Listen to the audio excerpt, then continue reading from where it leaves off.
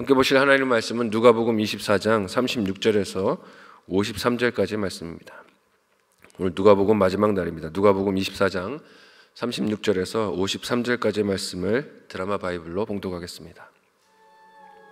이 말을 할 때 예수께서 친히 그들 가운데 서서 이르시되 너희에게 평강이 있을지어다. 그들이 놀라고 무서워하여 그 보는 것을 영으로 생각하는지라. 예수께서 이르시되 어찌하여 두려워하며 어찌하여 마음에 의심이 일어나느냐. 내 손과 발을 보고 나인 줄 알라. 또 나를 만져보라. 영은 살과 뼈가 없으되 너희 보는 바와 같이 나는 있느니라. 이 말씀을 하시고 손과 발을 보이시나 그들이 너무 기쁨으로 아직도 믿지 못하고 놀랍게 여길 때에 이르시되 여기 무슨 먹을 것이 있느냐. 이에 구운 생선 한 토막을 드리니 받으사 그 앞에서 잡수시더라. 또 이르시되 내가 너희와 함께 있을 때 너희에게 말한 바 곧 모세의 율법과 선지자의 글과 시편의 나를 가리켜 기록된 모든 것이 이루어져야 하리라 한 말이 이것이라. 이에 그들의 마음을 열어 성경을 깨닫게 하시고 이같이 그리스도가 고난을 받고 제3일에 죽은 자 가운데서 살아날 것과 또 그의 이름으로 죄 사함을 받게 하는 회개가 예루살렘에서 시작하여 모든 족속에게 전파될 것이 기록되었으니 너희는 이 모든 일의 증인이라. 볼지어다, 내가 내 아버지께서 약속하신 것을 너희에게 보내리니 너희는 위로부터 능력으로 입혀질 때까지 이 성에 머물라.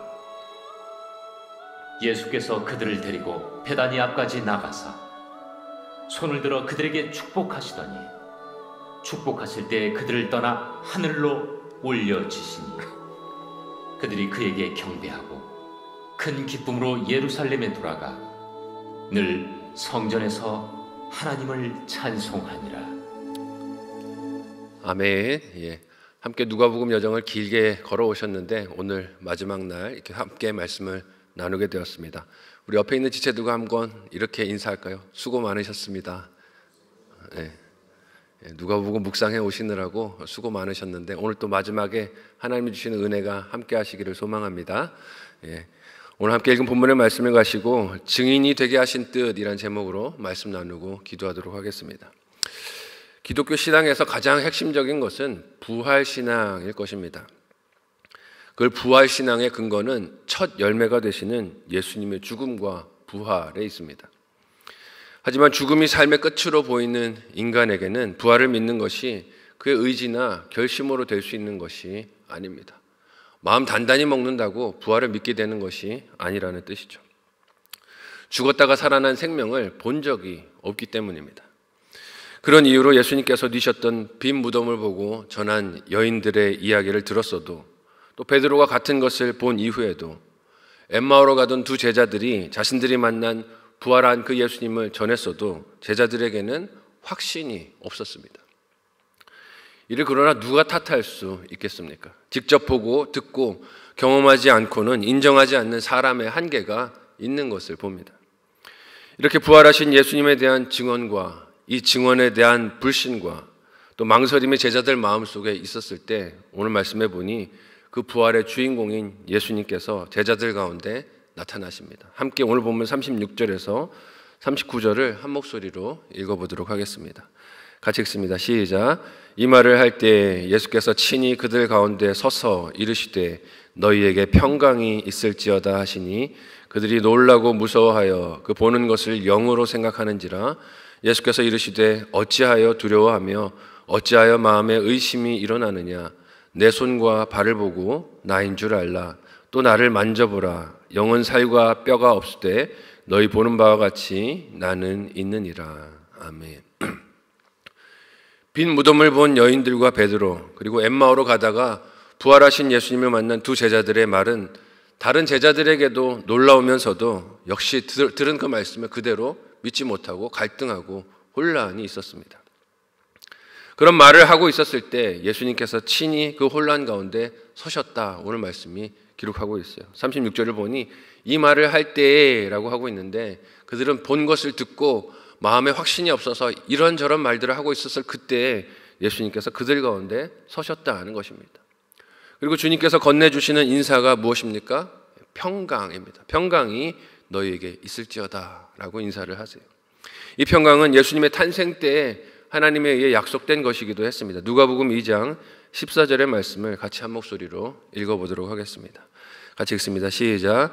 지극히 높은 곳에는 하나님께 영광이요 땅에서는 하나님이 기뻐하신 사람들 중에 평화로다 하니라. 아멘. 무서워하라고 예수님이 그 가운데 나타나신 것이 아니라는 거예요. 평강이 너에게 있을지어다 라고 인사를 하십니다. 하지만 제자들은 이런 예수님을 보고 어떻게 합니까? 평강이 아니라 놀라며 두려워합니다. 37절은 그 이유가 그들이 본 예수님을 영으로 생각했기 때문이다 라고 말하고 있어요. 당연히 무섭지 않겠습니까?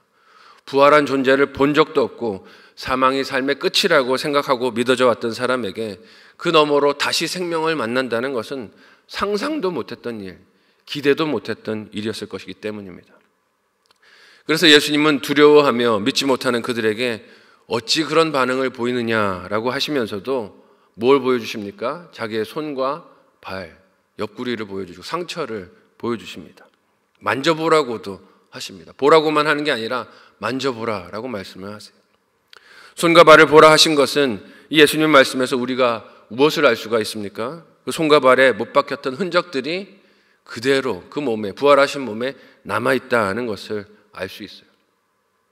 여러분, 그 흔적들이 없어졌다면 어떨까요?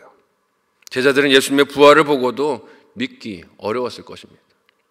이처럼 땅에서 받으신 고난과 괴로움의 흔적들을 그대로 부활의 몸에 담고 계신 모습에서 우리가 만나는 예수님의 사랑이 무엇입니까? 택한 자녀들의 구원과 믿음을 위해서 예수님은 그 몸의 상처를 거북하게 여기지 않으셨다는 것입니다. 친히 그 상처를 안고 계시기를 감수하시고 그것을 기쁨으로 감수하셨다는 뜻을 보여주고 있어요. 여기서 우리가 발견하는 사랑의 특징이 무엇입니까? 지나왔던 시간 속에 아픔과 상처라도 사랑하는 대상을 위해서 부끄럽게 여기지 않는 것입니다. 그의 구원을 위해서 아낌없이 끌어안는 연약해짐을 손수 그렇게 끌어안는 것이 사랑인 것을 오늘 말씀에서 우리가 볼 수 있어요. 이런 예수님의 사랑을 본받고 닮아간다면, 같이 따라간다면 우리도 사랑의 섬김에서 수치스러워하거나 부끄럽게 여길 것이 없을 것입니다. 비록 그것이 상처라 하더라도, 아픔이라 하더라도 그것을 통해서 내가 저를 사랑한다는 것을 드러내 표현할 수 있는 통로가 될 것이에요. 이렇게 예수님이 자기 몸의 상처를 보이시며 만지게 하셔도 여전히 제자들은 얼떨떨한 마음에 어쩌지를 못하고 있습니다. 이에 예수님께서 다시 그들에게 어떻게 자신을 보여주십니까? 함께 40절에서 43절의 말씀을 한 목소리로 읽어보도록 하겠습니다. 같이 읽습니다. 시작. 이 말씀을 하시고 손과 발을 보이시나 그들이 너무 기쁨으로 아직도 믿지 못하고 놀랍게 여길 때에 이르시되 여기 무슨 먹을 것이 있느냐 하시니 이에 구운 생선 한 토막을 드리니 받으사 그 앞에서 잡수시더라. 아멘. 무서워도 믿지 못하고 너무 기뻐도 믿지 못하는 것이 인생입니다. 그래서 우리가 기쁜 일이 있을 때 볼을 꼬집어 보는 거 아니겠습니까? 이게 진짜야? 꼬집어 보면서 이게 정말인지, 너무 기쁜 일이 있어도 믿지 못하는 것이 연약한 인생인 것을 봐요. 예수님은 여전히 믿지 못하는 제자들을 위해서 먹을 것을 가져오기를 명령하십니다. 갑자기 제자들이 모인 자리에 나타나신 그 예수님께서 육체가 없는 영이 아니라 육체가 있고 먹을 수 있고 몸이 있다는 것을 보여주시기 위해서 음식을 먹는 모습을 제자들에게 보여주시는 것입니다. 이러한 자세한 증거들로 제자들에게 부활을 경험하게 하시는 이유가 무엇일까요? 그저 보고 놀라라고 이런 부활을 경험하게 하시는 것은 아닐 것입니다. 함께 오늘 보면 44절에서 48절을 한 목소리로 읽어보도록 하겠습니다. 같이 읽습니다. 시작. 또 이르시되 내가 너희와 함께 있을 때에 너희에게 말한 바 곧 모세의 율법과 선지자의 글과 시편의 나를 가리켜 기록된 모든 것이 이루어져야 하리라 한 말이 이것이라 하시고 이에 그들의 마음을 열어 성경을 깨닫게 하시고 또 이르시되 이같이 그리스도가 고난을 받고 제3일에 죽은 자 가운데서 살아날 것과 또 그의 이름으로 죄사함을 받게 하는 회개가 예루살렘에서 시작하여 모든 족속에게 전파될 것이 기록되었으니 너희는 이 모든 일에 증인이라. 아멘. 손과 발의 상처를 보이시고 음식을 먹어 이 부활이 확실함을 깨닫게 하시는 예수님은 말씀을 깨닫게 하십니다. 너희가 이제까지 들었던 말씀이 이것을 나타내고 증거하게 하기 위함이다 라고 말씀을 깨닫게 하세요. 이 일을 하실 때 45절 말씀에 그들의 마음을 열었다 하는 표현이 저에게는 큰 울림으로 와닿았습니다. 왜냐하면 예수님께서는 제자들의 곁을 떠나야 하지만 성경은 계속 그들 곁에 물리적으로 남아있을 것이기 때문입니다. 그 말씀으로 부활하신 주님을 믿게 하시려는 주님의 사랑이 깨달아졌고 느껴졌기 때문이에요. 제자들에게 믿으라고 명령만 하는 것이 아니라 성경을 깨닫게 하시고 그 깨달음에 이르도록 그들의 마음까지 열어주시는 사랑을 보게 됩니다. 사랑의 주님이신 거죠. 그렇게 사랑으로 가르치시는 뜻을 48절에서는 무엇이라고 말씀하십니까? 그들이 예수님의 부활을 보고 전해야 할 증인의 사명이 있기 때문에 깨닫게 하셨다는 거예요. 내가 너보다 많이 하라, 자랑하라고 이것을 깨닫게 하신 것이 아니라 예수님의 부활을 믿고 전하라고 이 말씀을 깨닫게 해주신 것입니다. 즉 부활하신 몸을 보이시고 말씀을 가르치신 것은 이를 증언해야 할 사명을 감당하라고 주신 은혜라는 것을 보게 돼요. 하지만 사명을 맡기실 때 또한 약속하시며 행하시는 바가 무엇이라고 하십니까? 49절에서 51절까지의 말씀을 한 목소리로 읽어보도록 하겠습니다. 같이 읽습니다. 시작. 볼지어다 내가 내 아버지께서 약속하신 것을 너희에게 보내리니 너희는 위로부터 능력으로 입혀질 때까지 이 성에 머물라 하시니라. 예수께서 그들을 데리고 베다니 앞까지 나가사 손을 들어 그들에게 축복하시더니 축복하실 때 그들을 떠나 하늘로 올려지시니. 아멘. 예수님은 제자들에게 사명을 주시며 그들에게 아버지께서 약속하신 것, 즉 성령님을 보내주실 것이다 라고 말씀하십니다. 무슨 뜻일까요? 너희들 힘으로만 증인이 되라 하는 뜻이 아니에요. 너희가 힘써 깨달아서 너희의 힘으로 부르짖고 짜내서 그렇게 제자의 사명을 감당하는 것이 아니라는 뜻입니다. 성령 하나님을 보내주실 테니 그 힘으로 사명을 감당하라는 것이에요. 예수님께서 보내실 성령 하나님의 능력으로 그들이 받은 증인의 사명을 감당하게 될 것이라는 약속의 말씀을 들려주신 것입니다.